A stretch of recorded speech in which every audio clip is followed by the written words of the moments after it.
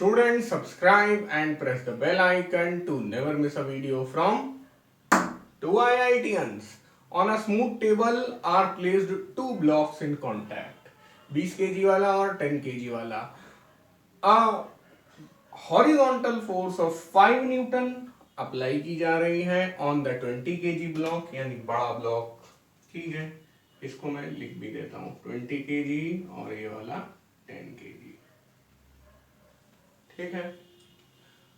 State by what force this block presses the 10 kg block, यानी कि बड़ा वाला छोटे वाले को किस फोर्स से प्रेस करेगा. ये कांटेक्ट फोर्स की बात कर रहे हैं.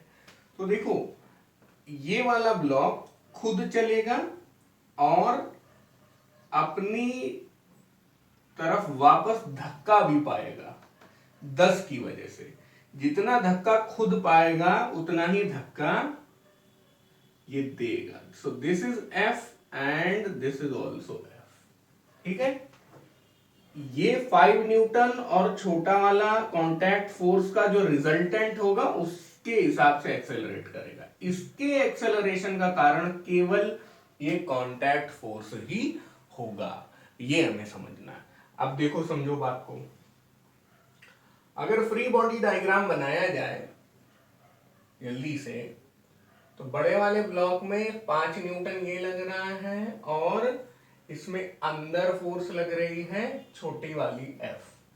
पूरा सिस्टम एक ही एक्सेलरेशन से एक्सेलरेट कर रहा होगा, तो ये भी A से एक्सेलरेट कर रहा होगा. तो 5 माइनस छोटा F is equal to M1 A, है कि नहीं.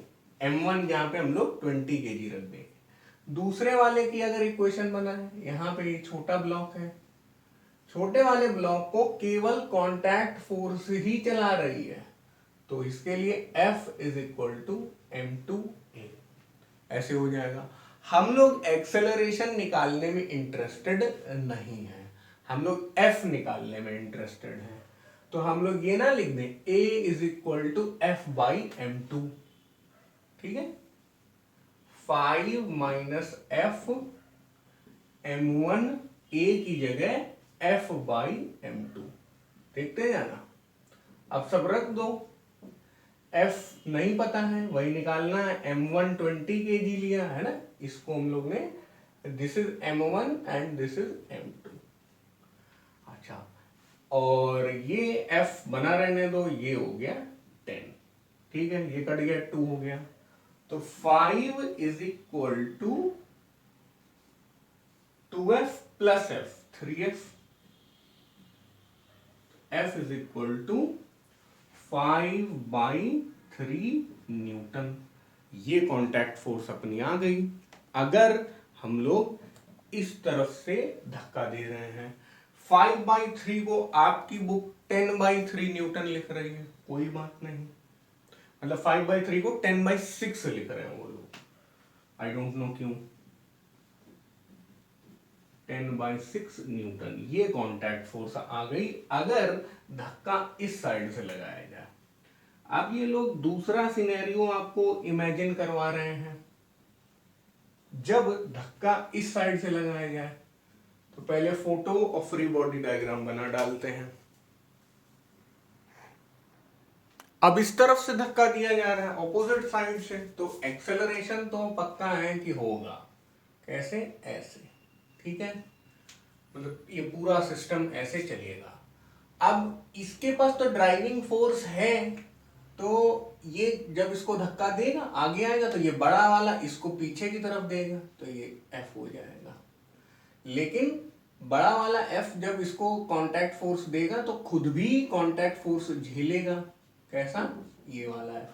अब इस बार बड़े वाले को चलाने वाला केवल F ही है, छोटे वाले को एक चलाने वाला है और एक रोकने वाला. तो अब जो लोग थोड़ा याद करने में विश्वास रखते हैं, तो ये याद रख लीजिए कि जिस भी ब्लॉक पे फोर्स लग रहा होगा, ऑपोजिट कांटेक्ट फोर्स वही फेस करेगी. समझे? इस पे एक्सटर्नल फोर्स लग रहा था, ऑपोजिट कांटेक्ट फोर्स इसे मिल रही थी. इस पे एक्सटर्नल फोर्स लग रहा था, ऑपोजिट कांटेक्ट फोर्स इसे मिल रही थी. अब जो इस पर कोई फोर्स नहीं लग रहा है वो सिर्फ और सिर्फ कांटेक्ट फोर्स से ही चलता है। बस इतनी बातें आपको सीखनी है। अच्छा, अब यहाँ पे ये M2 हो गया। फिर से इक्वेशन, इसकी इक्वेशन कैसे बनेगी इस बार? F is equal to M1A। इसकी इक्वेशन कैसे बनेगी? 5 minus F is equal to M2A। देख रहे हो शक्ल उसी जैसी है, बस M1 M2 जो है इंटरचेंज हो गए। तो फिर वही किया जाए, इसको मैं यहाँ पे रखे दे रहा हूं, A is equal to F by M1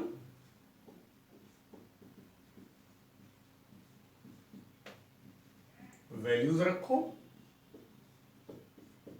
M2 कितना था? 10, 20 है कि नहीं? 5 इज इक्वल टू, ये इस तरफ आ गया तो 3F बाई 2 हो गया, है कि नहीं? अरे यार, एक में आधा जोड़ेगा तो 1.5 हो जाएगा, वही हो रहा। तो ये हो गया 10/3। F इज इक्वल टू, यहां से आप बोल सकते हो 10/3 न्यूटन। ठीक है, इसलिए शायद इन लोगों ने यहाँ पे 10/6 लिया था ताकि आपस में कंपेयर हो पाए। ठीक है, तो जब इस तरफ से धक्का लगाया तो कांटेक्ट फोर्स इतनी आई, और जब इस तरफ से धक्का लगाया तो कांटेक्ट फोर्स इतनी आई। अब इसमें ये लोग बोलते हैं कि जब पहला केस था तो बड़ा वाला ब्लॉक छोटे वाले को कितना धक्का दे रहा? इतना। और जब इस तरफ से है तो छोटा वाला ब्लॉक बड़े वाले को कितना धक्का दे रहा है? इतना।